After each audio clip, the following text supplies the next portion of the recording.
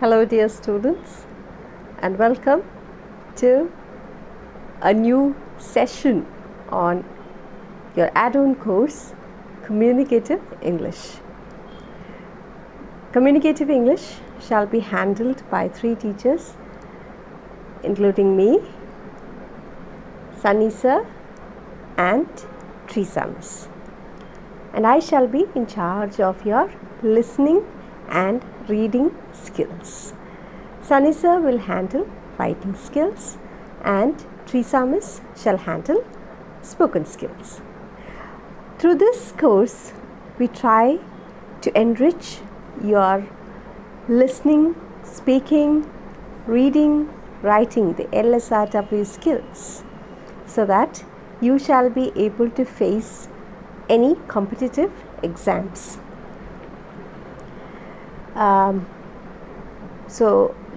And also this will also help us or help you to get a better score in your general English paper, that is transactions, because after all, transactions is all to do with these 4 skills: the LSRW, listening, speaking, reading and writing skills. Okay, so I hope we shall be able to do justice to the course, and I also hope that you would enjoy the course and benefit the most out of this course. Since it is an online platform, we may not be able to completely we may not be able to do certain activities. We normally, communicative English is all to do with fun-filled activities. You will have debates, you will have dictionary games, you will have chart papers and a lot of fun-filled activities. We may not be able to do all those things because of this pandemic and this online classroom, but we shall try our level best to make it as interesting as possible. And I want all of you to participate. I want all of you to respond during our interactions. See, this is being done for your benefit, so that your students will not have to spend extra money outside for spoken English classes. If you take this course, you will be able to write your IELTS exam also without having to go for these trainings and all. This communicative English course itself will be of great help to you if you listen carefully and make the most out of the course. So welcome to the course, and let's begin. My topic would be ways to sharpen your English skills. Now, reading and listening skills are the 2 major aspects of or in learning English. I am trying to concentrate on developing your reading skills, and those who already have this habit, those who are into reading, well, congratulations, good, well done, keep going. Those who are yet to begin, this is for you. Okay, I want to help you to get into this habit of reading. Now, how to sharpen your English? What would be the ideal way to sharpen your English skills? This is the first question that I would like to raise, or perhaps the first question that anybody would want to seek. How, or what is that ideal way of sharpening one's English skills? Well, I use the word sharpen because, see, this course is not for beginners. Okay, it's not a course where the person is completely unaware or oblivious of or have absolutely no understanding of English. This is not for them. This is a course for the students who already have learned English and you're building on it. So I would like to use that word sharpen. How to sharpen your English skills, because we already have the weapon with us. English words, English sentences, phrases, the vocabulary that we have built or we studied right from smaller classes. We already have that. Those are weapons. So when I mean weapon, I mean the words, the sentences, the vocabulary, or grammar, all that you have learned earlier. Well, they must have, or some of them are blunt due to lack of use. So when I say sharpen your English skills, I don't mean to say sharpen it in order to use it as a weapon. What I meant is an effective way to communicate, right? How would we communicate, put across our ideas to others in the most beneficial way? So for that, we have to sharpen our skills.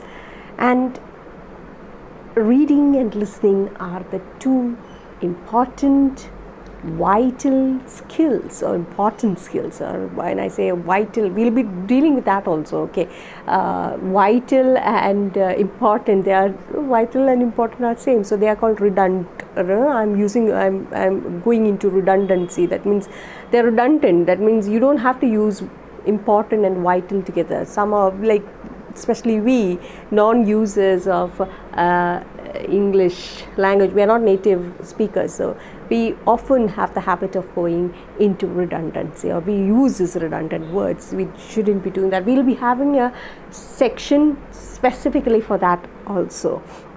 And so these are the two important skills in learning English: listening and reading. Okay, so how, or the question was, what is the ideal way of learning? Well, some we have our spoken English classes, like our communicative English class. Will that help sharpen our English?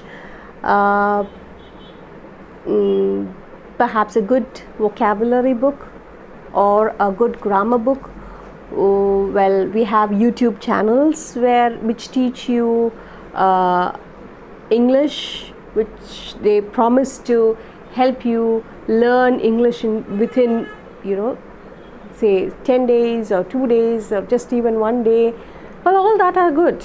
We are not against it. All that are splendid ideas. You can go to a communicative English class, you can go for spoken English classes, read good vocabulary book, buy books on English literature, English language, learning English language. All that are good, but let me give you a very holistic, very organic tips or ways which you can do or use, or how that can help you enhance or enrich or sharpen your skills. Okay, so as I told you earlier, this is not a course for beginners, because we are not starting from the scratch. We are building on certain things that we have already learned in smaller classes. So English being an international language, and English also being largely used for professional and academic purposes, we have to sharpen our English skills. So how do we go about doing that? What is that ideal way? Now, I would start with reading, and then we'll move on to listening. Okay, first we have to do it the other way around, listening and then speaking, but I'd like to do it reading first and then moving on to listening. Okay, so one vital verbal input, vital verbal input would be reading. Now, what are these vital verbal inputs? Now, what I'm trying to tell you comes through various experiences shared by others, and also my own personal experience. So, I believe reading is an important tool that one one needs to enhance his or her skill or reading skills, that is. So, what's with this input?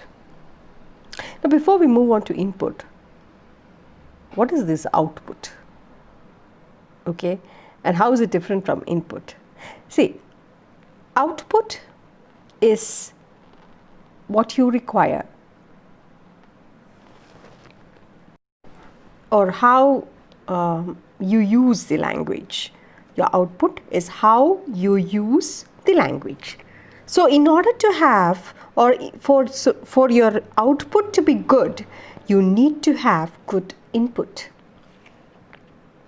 And the vital verbal input to speaking well would be reading. So, I have the first aspect we would discuss is why we read.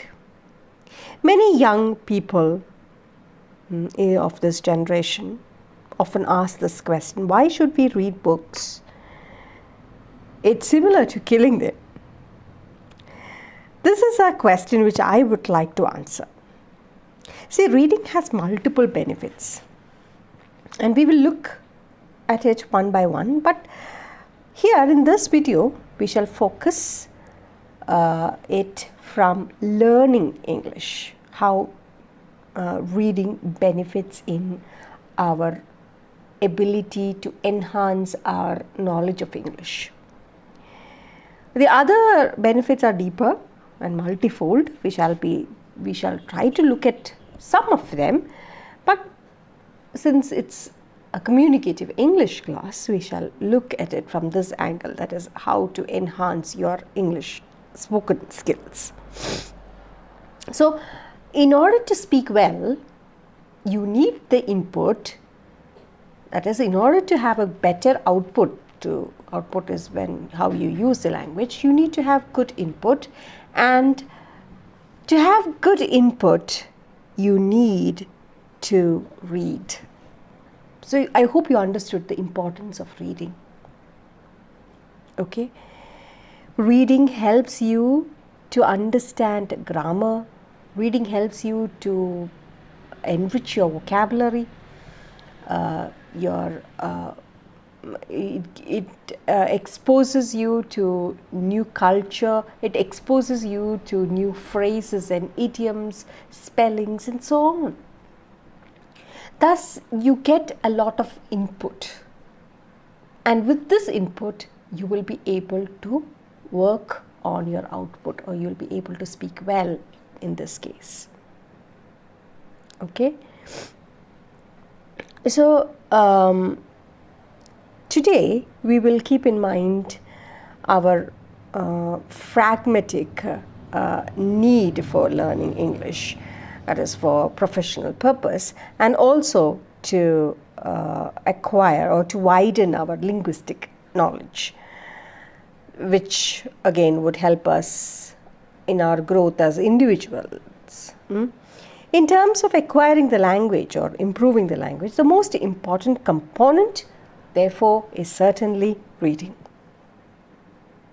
So, the input is contextual exposure to language. English is our second language.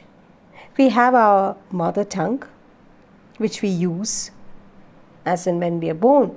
Okay, so that is acquired first. So, we need to have a considerable amount of exposure to this new language that we learn besides our mother tongue.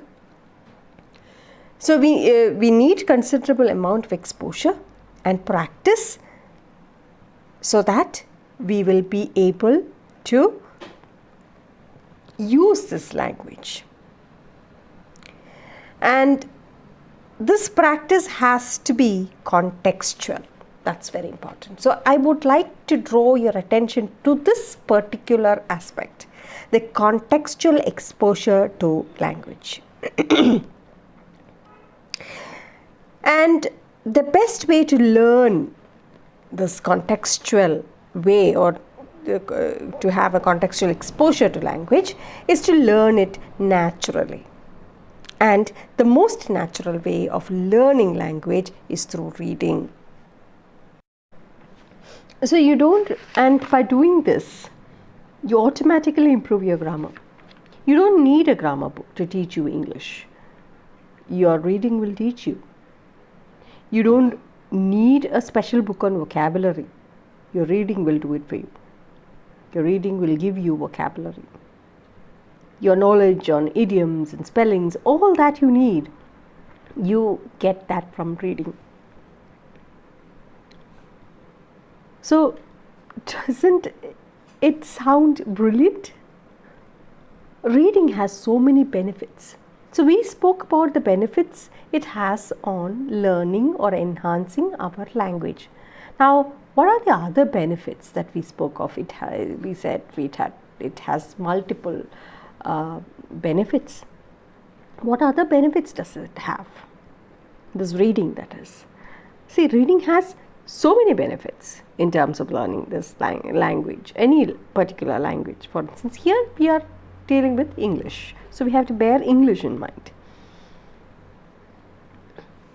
You learn cultural familiarity. Now, what is this word cultural familiarity? You must have heard this word cultural familiarity in the newspapers, or it is mostly spoken of in the media or the social medias, that is. So, what is this cultural familiarity? See, English is a global language. We can never say that English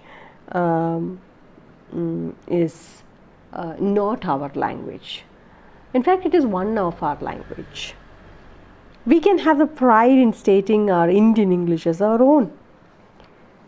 Since language is none other than the product of culture, our English has many features of culture. Our Indian English, or be it any English. Always remember, language as such is a product of culture.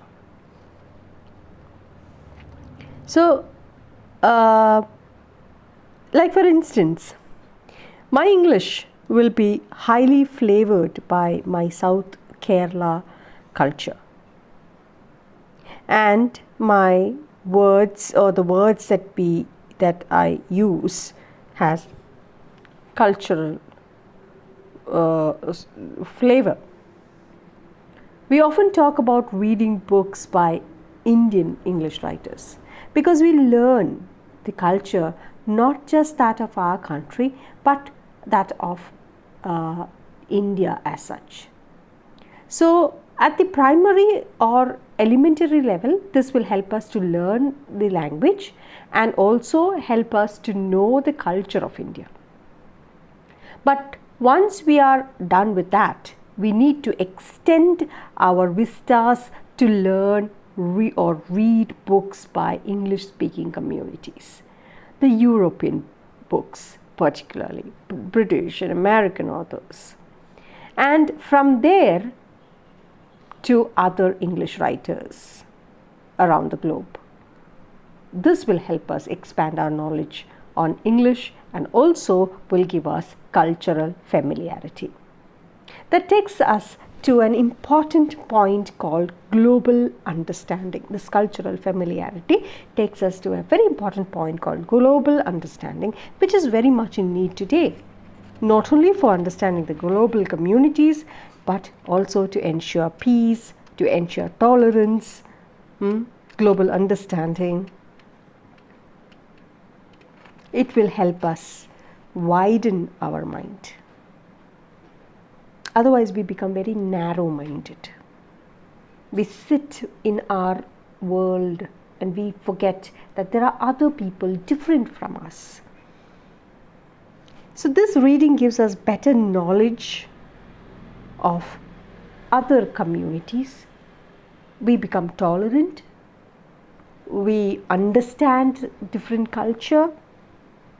It helps us understand or enhances or widens our understanding of the language, which will help us engage with global communities more meaningfully. So cultural familiarity is one big advantage of reading books. So I gave you two important reasons as to why you should read books. One is to enhance your knowledge. The other one is to understand global communities, to get cultural familiarity, which is very important. Okay, I feel it is extremely important in this 21st century, because most of us, the world has shrunk, right?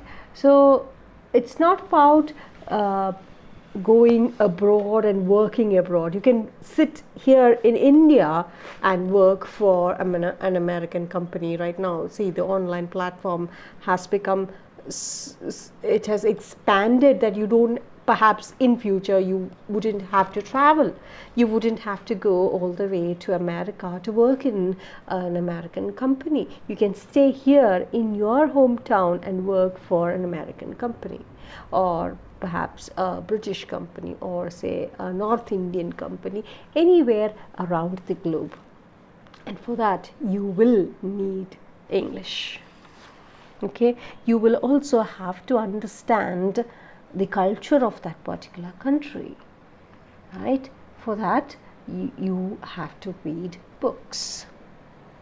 I don't mean to say that that's the only way in which you can understand cultural communities. No, I'm not arguing that way. I'm just telling you this is one way of understanding cultural familiarity, or to get cultural familiarity. Now, next problem arises.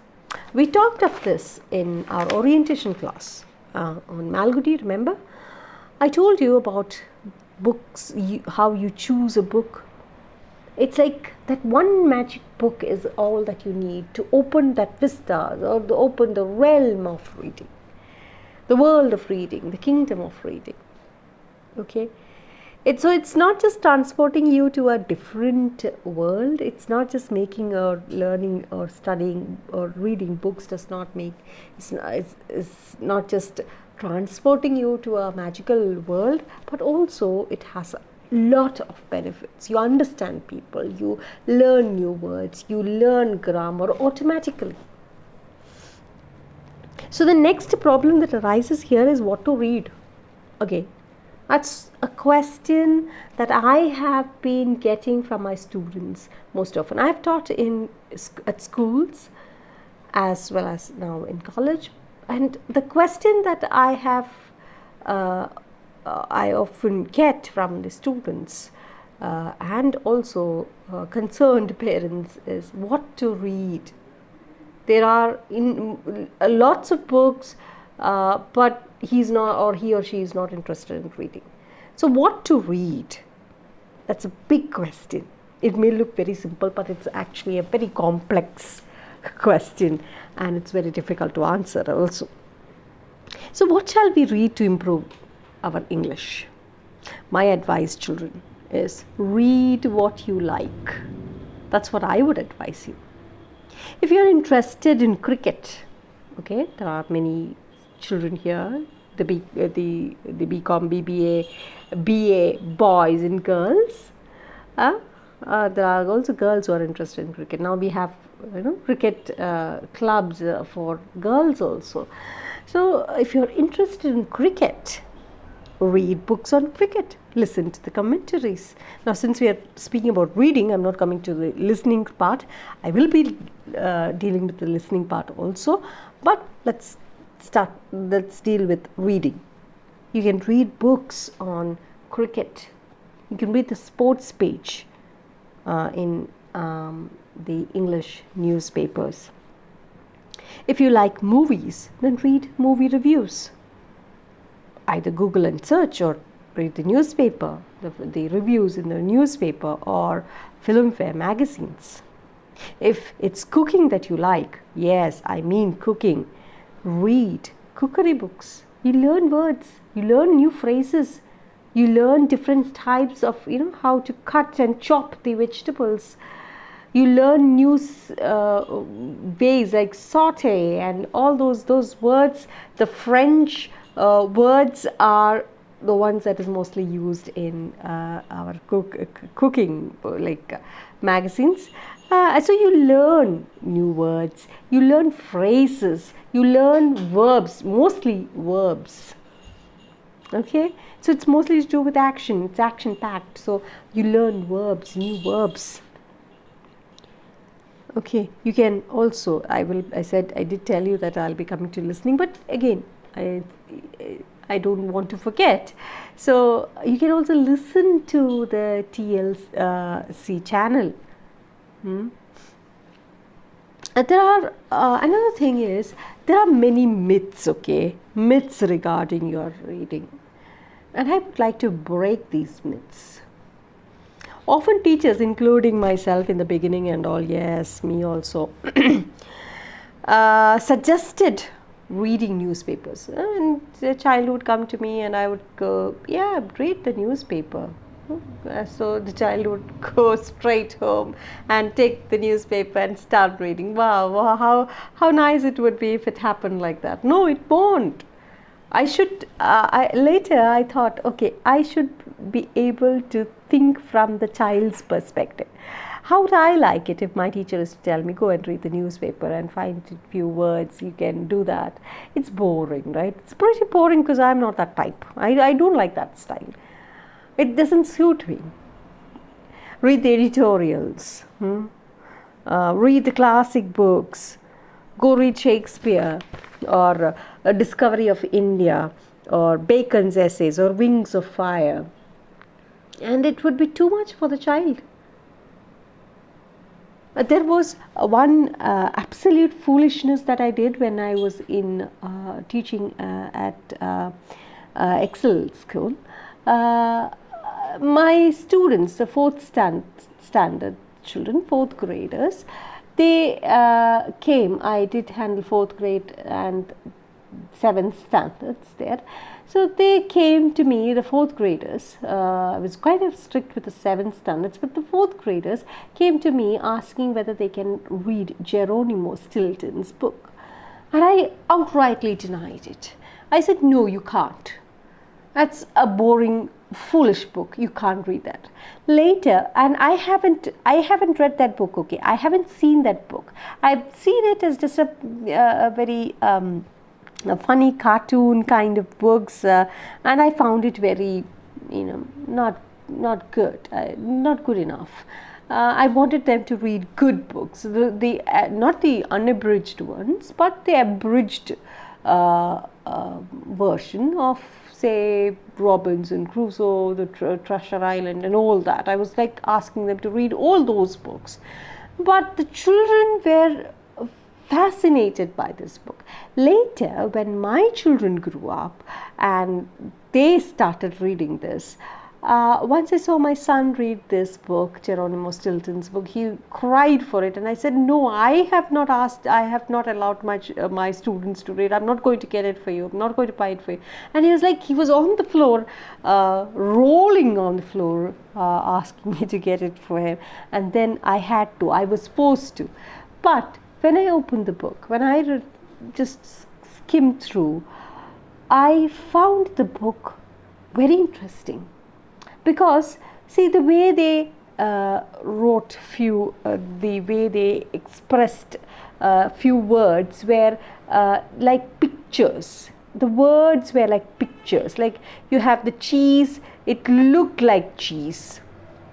Okay, some verbs like shouting would be as though it is scattered, and you would find the word shouting. Those who have read Geronimo Stilton would know it better. Well, this is in fact a good way of falling in love with reading. And I thought to myself, what a stupid I was. How stupid I was to stop the children from reading such a wonderful book. From then on, I got these books for my children, and I would definitely recommend those books for smaller, the little ones, as that would help you enhance and enrich your knowledge. Okay, so again, these ideas, these reading newspapers, reading classic books, are all brilliant ideas. I wouldn't say that they are bad ideas. Okay, I wouldn't say that. Like my teachers have also told me, go read the newspaper and the editorials. I wouldn't say that it's a bad idea. It is a good idea. It's a brilliant idea. But you can learn English in many other ways also. Okay, it need not necessarily be the classics. It need not necessarily be the newspaper. It could be children's books like Geronimo Stilton. Yeah. So when you try to read something that is not interesting, you kind of lose interest in reading as such. Particularly for you people, you may get bored and would stop reading completely. Our intention here is to make you read a lot. Extensive reading. So what is extensive reading? Extensive reading is not just to do with reading a lot, but extensive reading. There's something called extensive reading and intensive reading. What's the difference between extensive and intensive reading? Extensive means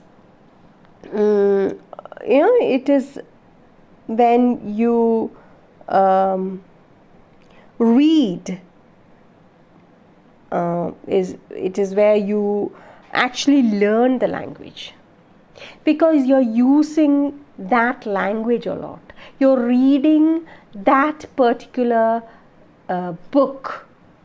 Okay, it's not just, okay, in a month I will just read one book and that's about it. It's not like that. Or maybe the book is just 20 pages. That's it. It's like, you have a count. Okay, I'll read only one book in a month, and it's just a 20-page book. No, it's not about that. It's about extensive reading. It's about reading a lot. Now, this is to be done if you want to improve your English skills. Okay, there is no shortcut to success. No shortcuts at all. So if you really want to improve your English, even if you pay 10,000 rupees for your spoken English class, see, the spoken English classes cost you a lot.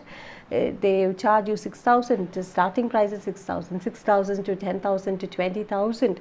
If you think you can learn English by going to a spoken English class and giving a handsome amount, I don't know how far it's going to succeed. The same is the case with communicative English also. If you're not going to work, all this is going to be a waste, a total waste of time. So I'm trying to give you natural, very holistic, very organic way of improving your English skills. And it doesn't happen in one day. Don't think that it is magic. There's no magic potion here. It doesn't happen in one day. You will have to read a lot. You'll have to work on it. Okay? Okay. So extensive reading is where we actually learn language. Intensive reading, on the other hand, is like you read page with words. What is that? What you're doing is intensive learning, because you are using it to understand your text. You're using it to answer the questions. You're using it to comprehend a lot of things. Okay, but extensive reading, on the other hand, is the method where you learn a language. Okay, when we engage with the language and we have fun with the language and the language seeps into you, that is where you learn language through reading. Okay, and for that to happen, as I said, you must read what you like. Visit the libraries, choose books that interests you. If you like it, take it, read it. As I told you in the orientation class, having a book is like choosing your best friend. Not all books can fulfill or can pull you or trigger you into the world of reading. But once you find that book, you enter a new world, and like a good friend, it brightens your world. So read what you like, okay,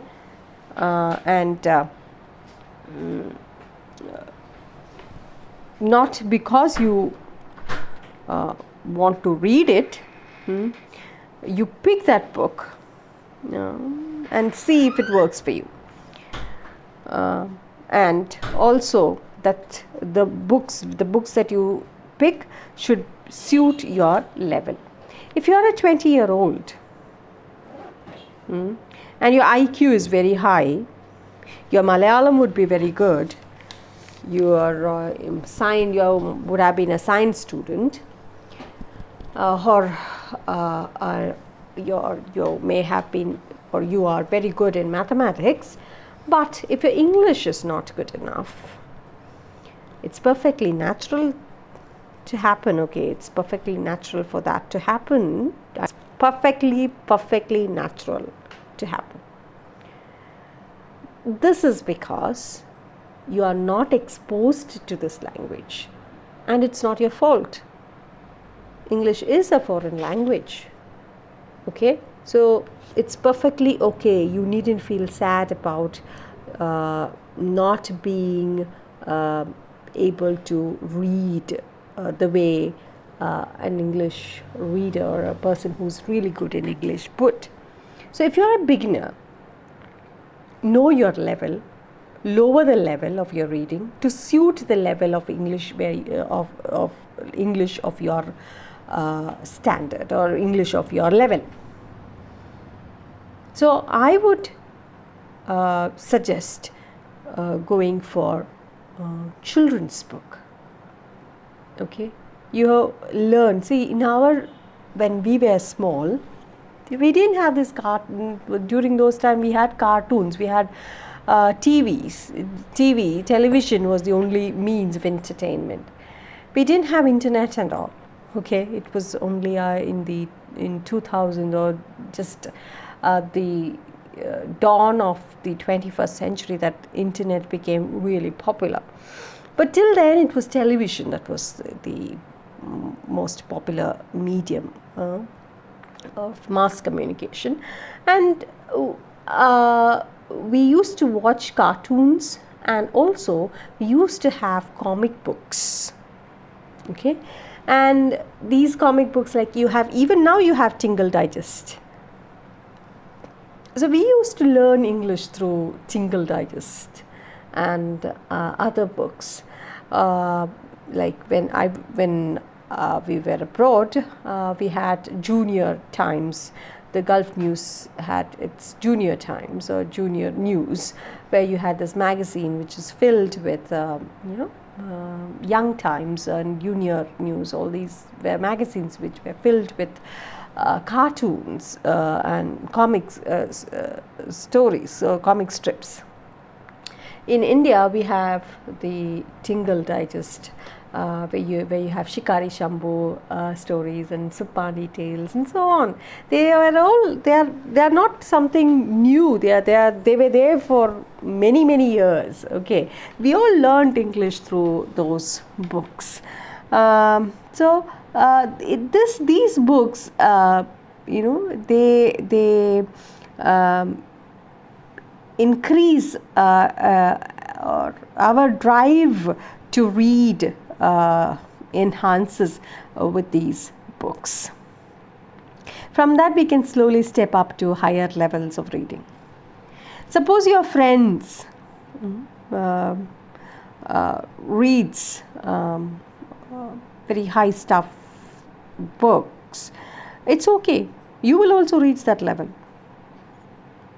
Okay, through constant reading and efforts When you start reading comics and picture books, you're not going to be stuck with that forever. Don't think like that. You will soon reach the next level. So very often people might think, okay, we start reading children's book. What if we are stuck with reading children's book? No, not like that. You will reach the next level. You see your friends reading high stuff and you wonder, I'm still clinging on to these children's book. That you will reach that level. All you have to do is read constantly.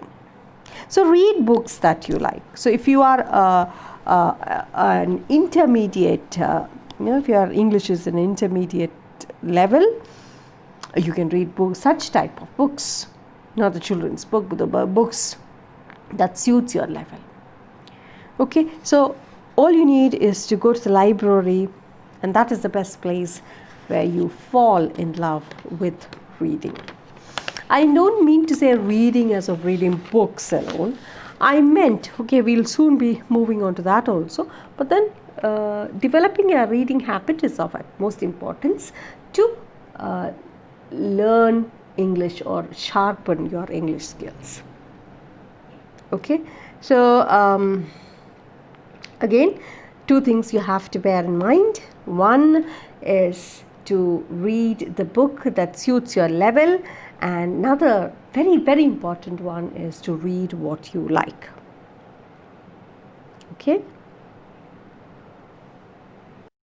Another important or another vital verbal input other than reading is listening.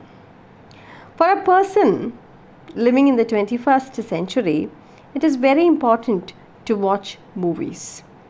Movies are literary works. They are cultural works in which the important things we need to know are put together into a picture, into a motion picture. Specifically speaking, English movies. Again, the same as reading.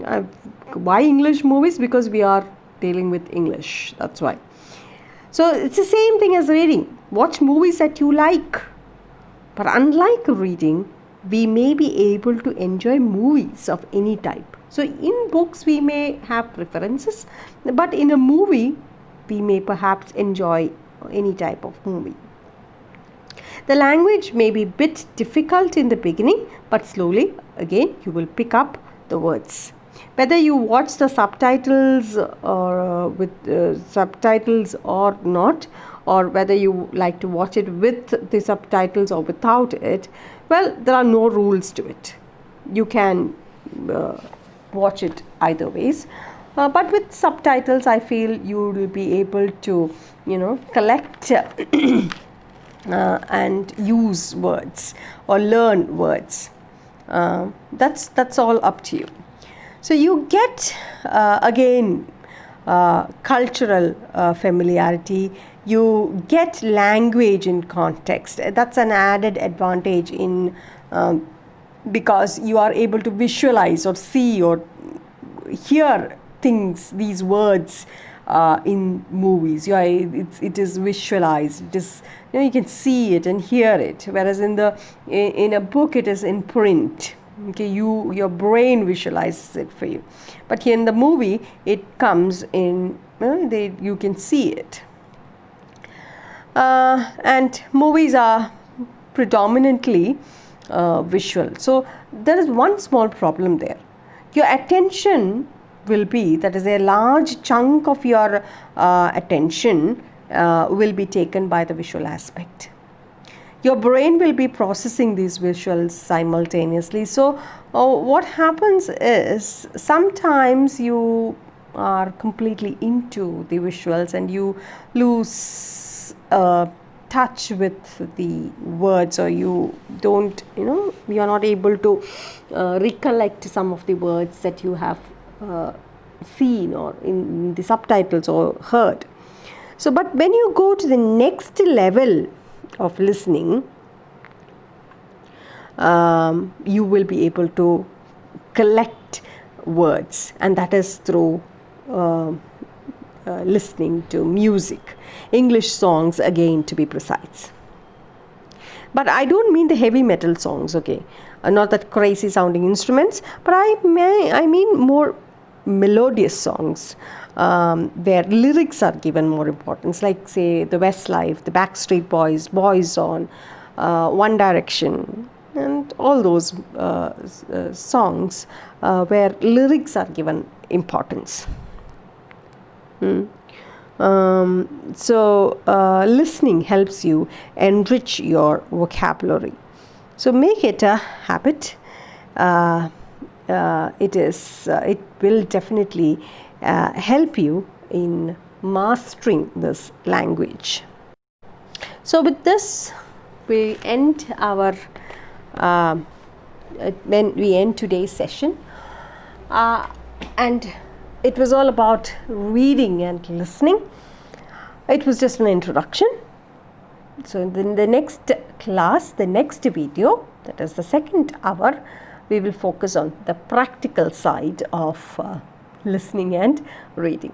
I shall give you a topic. Now here it's not going to be reading as of reading a book, but I'm going to give you a passage from IELTS, IELTS, and you will just go through the passage, you will read the passage, and you will answer the questions that